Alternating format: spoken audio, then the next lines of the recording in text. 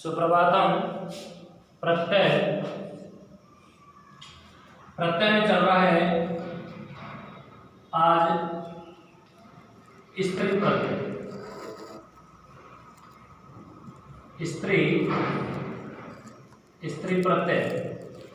स्त्री प्रत्यय की परिभाषा पूर्व में मैं बता चुका हूं कि पुल्लिंग शब्दों को स्त्रीलिंग शब्द बनाने के लिए स्त्री प्रत्यय का प्रयोग किया जाता है। स्त्री प्रत्यय में है, आज का पहला है वो है ताप प्रत्यय।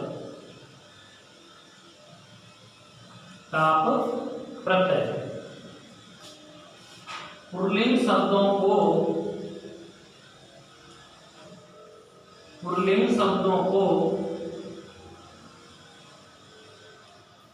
स्त्रीलिंग शब्द बनाने के लिए स्त्रीलिंग शब्द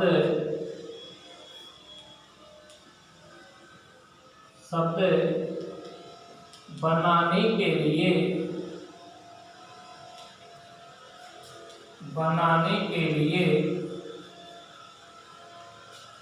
ताप प्रत्यय का प्रयोग किया जाता है। ताप प्रत्यय का प्रयोग किया जाता है। इसमें है और पै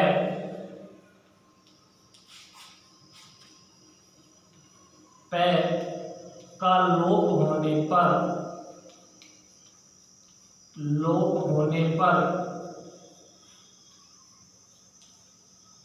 पर आ शेष रहता है। आ शेष रहता है। स्त्री प्रत्यय में पहला है हमारा ताप प्रत्यय। स्त्री प्रत्यय की मैं परिभाषा को पहले बता चुका हूं कि पुल्लिंग शब्दों को स्त्रीलिंग शब्द बनाने के लिए स्त्री प्रत्यय का प्रयोग किया जाता है।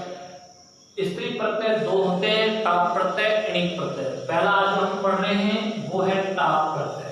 ताप प्रत्यय की परिभाषा ये है कि पुल्लिंग शब्दों को स्त्रीलिंग शब्द बनाने के लिए ताप प्रत्यय का प्रयोग किया जाता है। इसमें क्या है? टै। जैसे ताप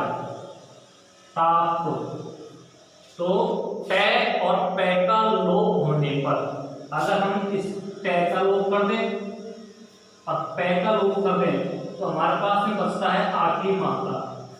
क्या शेष रहता है? आ शेष रहता है। क्या शेष रहता है? आ शेष रहता है। पहला जो हमारा है वो है आजादी गण शब्दों से। आजादी गण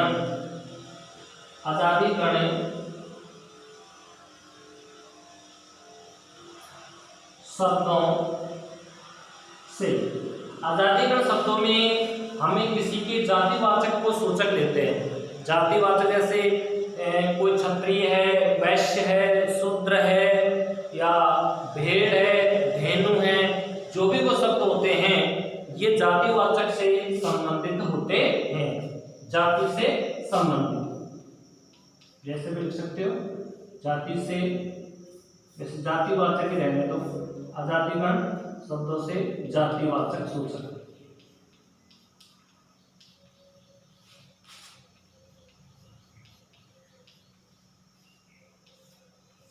जातिवाचक सूत्र जैसे पहले है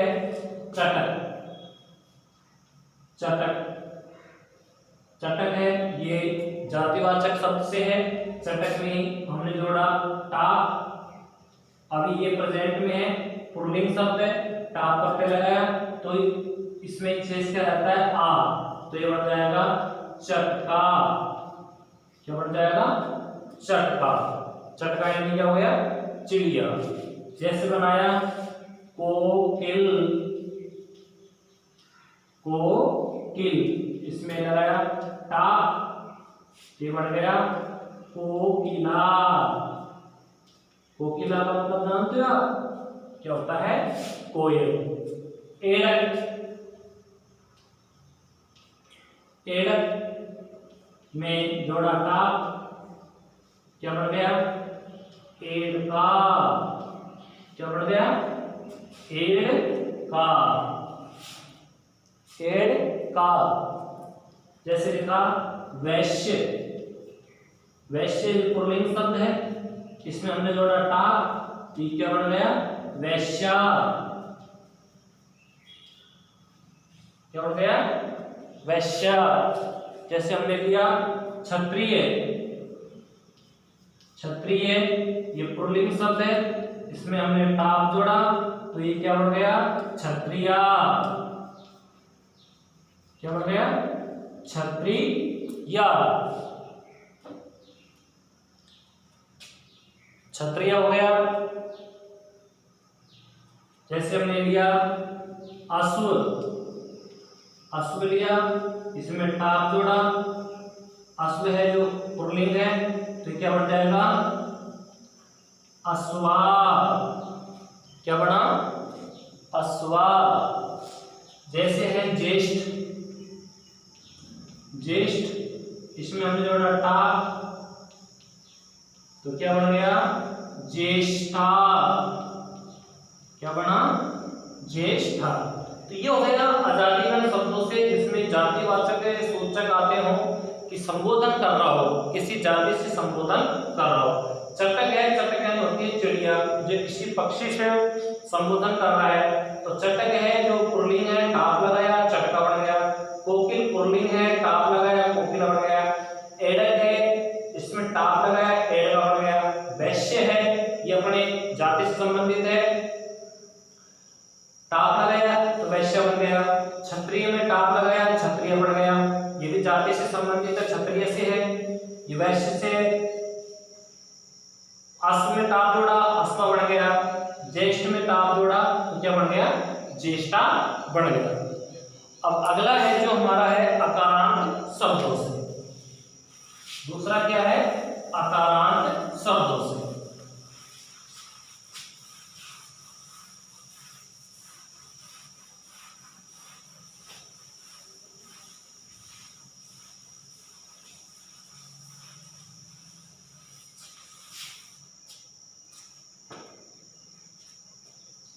अकारांत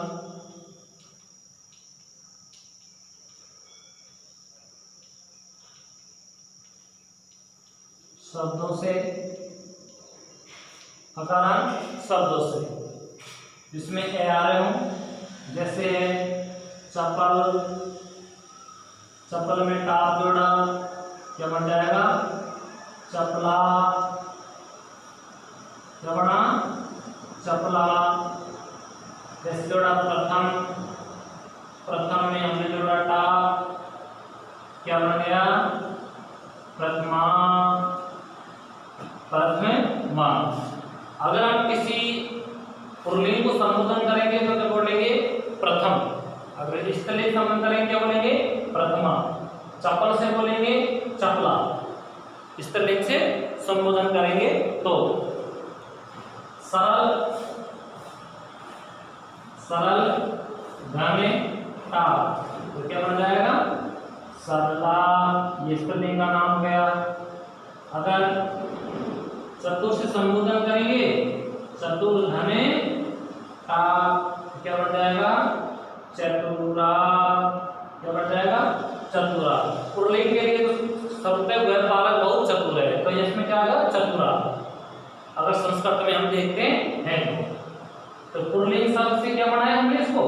स्त्रीलिंग शब्द बना दिया। जैसे उत्तम, उत्तम धन टा, तो क्या बन गया बेटा इसका? उत्तमा। क्या बन गया? उत्तमा। और मध्यम ध में टा, तो क्या बन जाएगा इसका मध्यमा। तो ये हुए हमारे अकारांत शब्दों से। ये क्या हो गए अकारांत शब्दों से। चपल घंटा तो क्या बन गया चपला, प्रथम घंटा आपको बन गया प्रथमा, सरल घंटा आपको बन गया सरला, चतुर घंटा आपको बन गया चतुरा, और उत्तम घंटा आपको बन गया उत्तमा, और मध्यम घंटा आपको बन गया मध्यमा। अब इसका तीसरा जो नियम है वो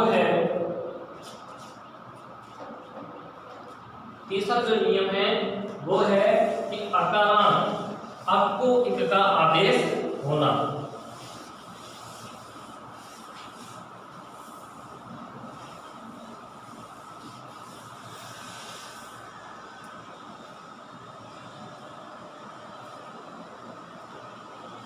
तीसरा नियम है अक को इक में इक करना। क्या करेंगे अक को हमें इक करेंगे। जैसे है बालक में हमने जोड़ा टा, ठीक है। ये है अक, ए और ए, अक है, इसको बनाएंगे इक, तो इक बनाएंगे तो क्या बनेगा बालिक। इक तो हो गया, अब टा पर क्या लगाएंगे हम आ, तो क्या बन गया बालिका। क्या बन गया बालिका। जैसे हमने यहाँ पे लिया नायक में हमने टा जोड़ा, ये अक है, अक को हम इक करेंगे तो बन गया नायिक। टा पर क्या लगाया हमने आ। जैसे हमने यहाँ लिखा मूसक में हमने जोड़ा टा, ठीक है। अक है, इसको इक करेंगे तो मूसिक, टा पर क्या लगाया हमने आ लगा दिया मूसिका। अगला है कारक में हमने जोड़ा टा, अक है, इसको टिक करेंगे तो कारिक, और टा प्रत्यय का आ कारिका। जैसे हमने लिया साधक, इसमें टाप जोड़ा तो क्या बन जाएगा साधिका। क्या बनेगा साधिका। तो अक को इक करना, ये टा प्रत्यय का तीसरा नियम है। पहला नियम हुआ आजादीकरण शब्दों में, दूसरा नियम हुआ अकारांत शब्दों से, और तीसरा नियम हुआ कि अक को इक करना। तो बालक में अक है, अक को हमने इक किया, क्या बना बालिका। नायक का नायक हुआ, टाप का क्या लगाया नायिका। मूसक का पहले क्या हुआ मूसिक, फिर टाप लगाया मूसिका। कारक का इक किया कारिक, टाप का कारिका हो गया। साधक का साधिक, और टाप का इक हुआ। तो यहाँ पर हमारा ये टाप प्रत्यय है जो समाप्त हो जाता है। अगला है हमारा इणिक प्रत्यय। स्त्री प्रत्यय का जो दूसरा है वो है इणिक प्रत्यय।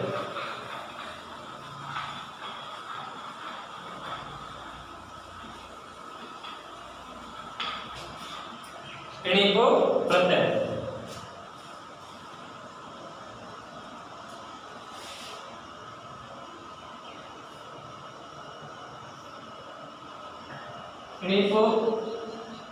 प्रत्यय ये हमारा दूसरा है स्त्री प्रत्यय का। स्त्री प्रत्यय का दूसरा है, परिभाषा सेम है, कोई परिवर्तन नहीं है। पुल्लिंग शब्दों को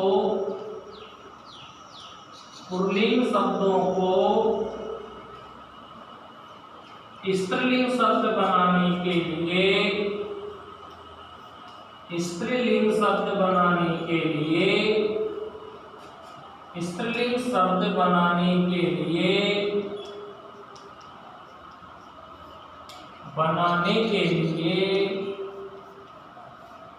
इणिक प्रत्यय का प्रयोग किया जाता है।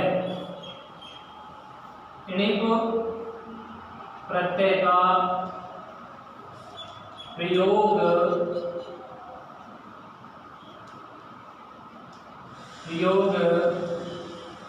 किया जाता है। इसमें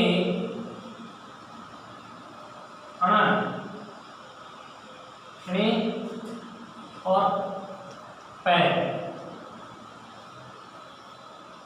का लोप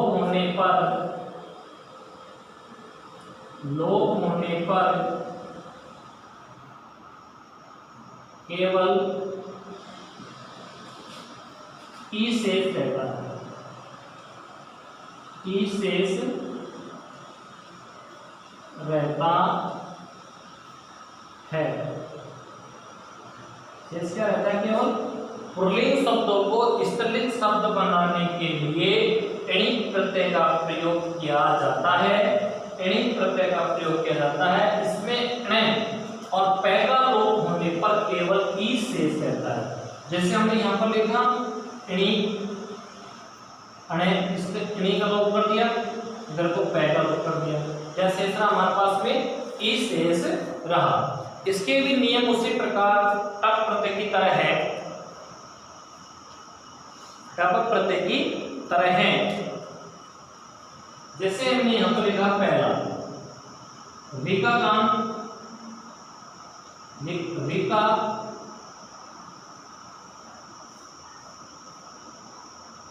वी का भांत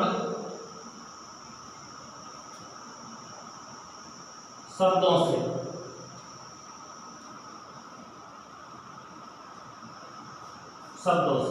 इसका मतलब ये हुआ कि वी, और वी का चिन्ह क्या होता है? इस प्रकार, नीचे को इस प्रकार, ये वी का चिन्ह इस प्रकार। तो जैसे हमने लिखा, एक तो लिखा दात, दातर धन टिणी, एक लिखा हमने गंत्र धन टिणी, एक लिखा हमने अभिनेत्र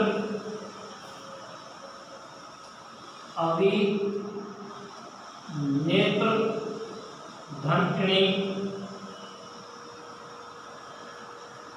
अब इसमें क्या है कि सबसे पहले देखते हैं, इसमें संधि भी हमारी आएगी। कैसे? जैसे ये है, ये बना है अपना, पहले तो है तय और र, ठीक है। ये री किसका होता है? री का क्या हो जाएगा? र, री का क्या हो जाएगा? र। तो ये आगे इसमें की शेष रहेगा। इसमें अगर हम माने तो इसमें शेष क्या रह रहा है?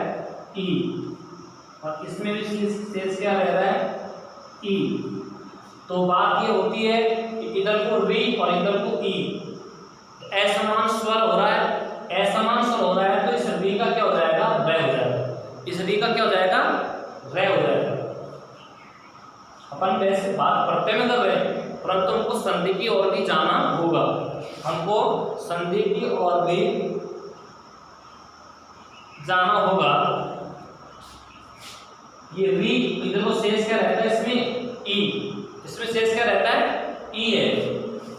तो इसको हम जब लेंगे तो ये हमारा तय, और वी का हमने, वी का क्या हो जाएगा? र, ठीक। तय को है में लाएंगे क्या बढ़ेगा? और इसका क्या हो जाएगा? ई, क्या बढ़ेगा? दात। उसी प्रकार ये तय, वी का क्या हो जाएगा? र, ठीक है, र हो जाएगा तो ये हो जाएगा त्रय, और इस टिणी प्रत्यय का क्या लगेगा? ई लगेगा। उसी प्रकार यहाँ पर अभी ये तय और वी का र, तो ये होगा त्रय, ठीक। टिणी का क्या लगाएंगे? ई, क्या बढ़ गया? अभिनेत्री, क्या बढ़ गया? अभिनेत्री।